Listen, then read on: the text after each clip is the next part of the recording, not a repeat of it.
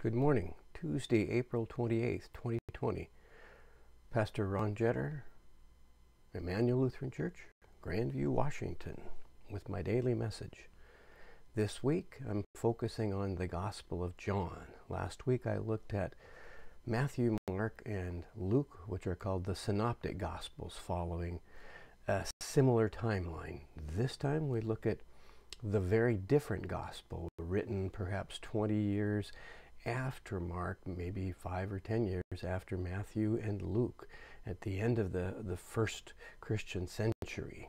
So 70 years have gone by since Jesus has disappeared, and there's been lots of time to reflect then. John's Gospel really is divided into two parts. The first 60% of it, 12 chapters, his public ministry, his teaching, the calling of the disciples, and then the other 40%, the 3 days and afterward. Thursday night, gathering with the disciples, and a long teaching, several chapters devoted to just that evening in Jesus' final discourse and final prayer. And then the crucifixion Friday, resurrection Sunday, and then the post-resurrection. So we'll start, as I said, looking at those 3 days, because that's the heart of the story. That's where John has been trying to get to. That's where all the other gospel writers wanted to get to. From chapter 13 of the Gospel of John, verse 1. It was just before the Passover festival. Jesus knew that the hour had come for him to leave this world and go to the Father. Having loved his own who were in the world, he loved them to the end. The evening meal was in progress. The devil had already prompted Judas, son of Simon Iscariot, to betray Jesus.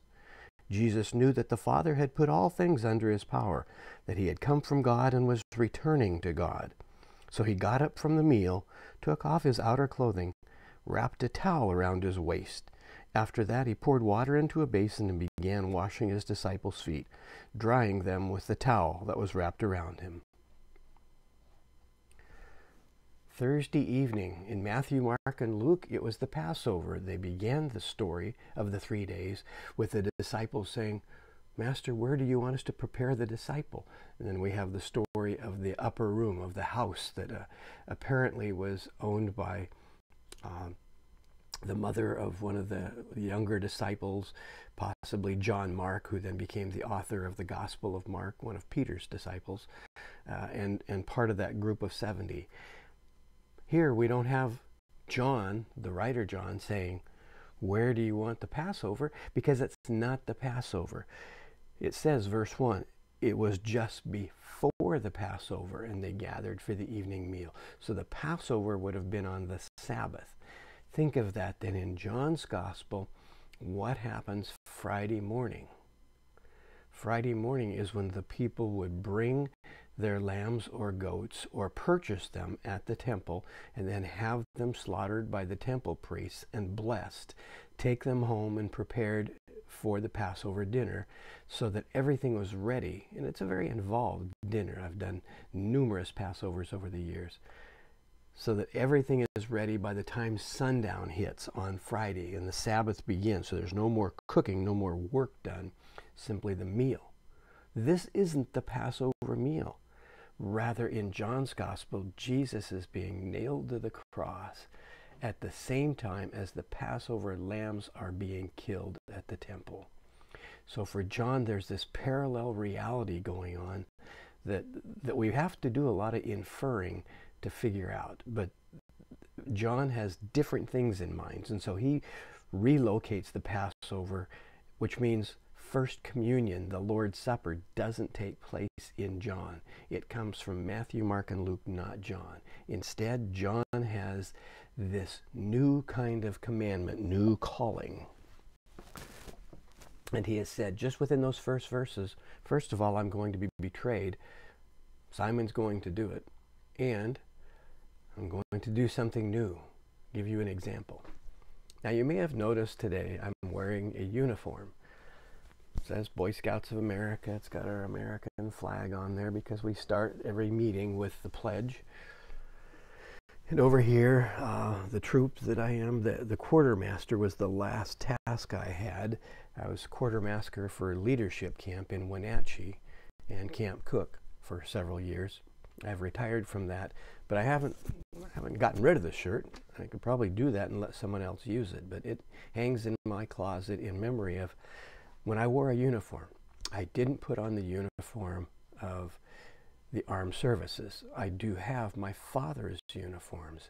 He was in the Navy and was a petty officer in the Navy, and then was recalled during the Korean War into the Army to work at Hanford teaching code and radio. And so he was then given the equivalent rank. So I have a jacket with the Army Sergeant's chevrons on it as well, here in my basement. I didn't do that, but I have worn the uniform of a fire department chaplain, the Boy Scout uniform, and the Sunday uniform of clergy, the clergy collar and the clergy robe. What uniforms have you worn? And how do they identify you? That's what uniforms do. They identify us as being part of a specific group, a specific task or role, and along with that generally comes a specific code of conduct. That is to say, when you put on that uniform, you are putting on an obligation to behave in a certain way. So today I'm wearing this partly because I want to salute everyone who's wearing uniforms. The scrubs that nurses and doctors are wearing, and nurses' aides and medical assistants. The uniform that includes the gown and the mask and the protective equipment. The uniform of police and firefighters, other first responders who are now on the front lines of the COVID-19 crisis. And of course the uniforms of our armed services who are still out all around the world doing the job of protecting the United States of America and its citizens. Thank you to all of you, and those of you who have worn any of those uniforms in the past. Today, Jesus gives us a new uniform, and it really isn't new at all. It's one that women have worn throughout time immemorial. Instead of taking bread and a cup and saying, "This is my body, this is my blood," he took off his outer clothing, the nice robes, so that he's down to just his single linen robe and his undergarments, and takes a towel. Basically, a towel and an apron are the new uniform of the new calling. And he washes his disciples' feet and says, "I'm the master. Everything has been given to me.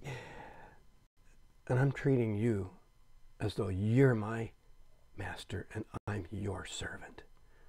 I'm doing this to show you what it means to be called as a follower."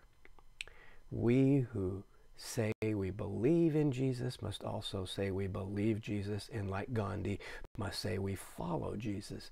The uniform of a follower of Jesus isn't bright and shiny with epaulets and lots of braids and badges.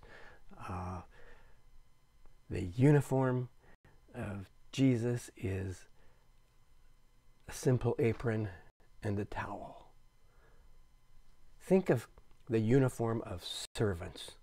Who serves you?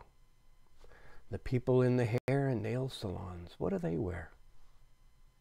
The people in the grocery stores who are selling you food or bagging up that food. The people in the restaurants, the wait staff, and then the busboy and the busgirls who are a step below that, cleaning up. What do they wear? The chef, the chef's hat, and then the chef's smock. These are people who are servers. They're called to give us the best service, to maintain decorum, to obey all the health laws, dietary laws, and to then humbly give us what we ask for, our meal. Today's gospel is a calling for all of us then. Jesus says, do you know why I have done this? And he goes on to tell them, I have loved you. Love each other this same way. Love everybody as a servant. Don't go acting like you're super important or a master, or like you have rank on your shoulders and on your sleeves. Rank is important. You want the person flying that airplane to have those 4 stripes on there. You don't want them to have just a couple. You want them to know that there's experience flying that plane.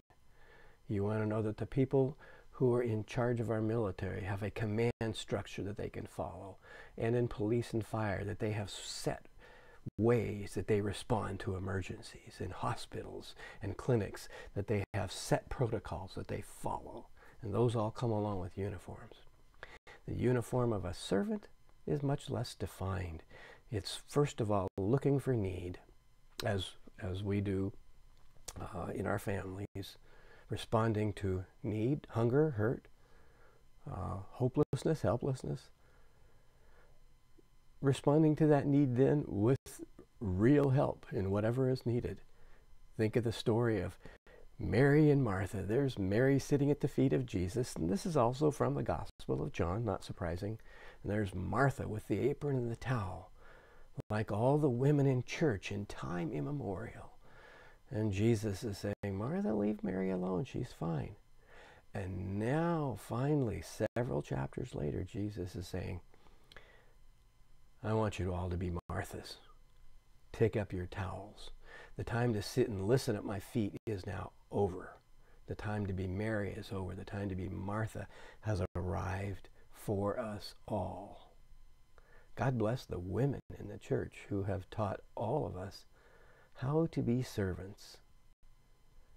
That's what starts off the 3 days, the final 3 days of the life of Jesus the Christ. The call to servanthood, the call to take up the apron and the towel. Thanks. Tomorrow there will be a Bible study. I'll send out a Zoom invitation. It'll be at 4 p.m. live, so there won't be a taped message tomorrow. Please join us for a Bible study. We're looking at the book of Ruth.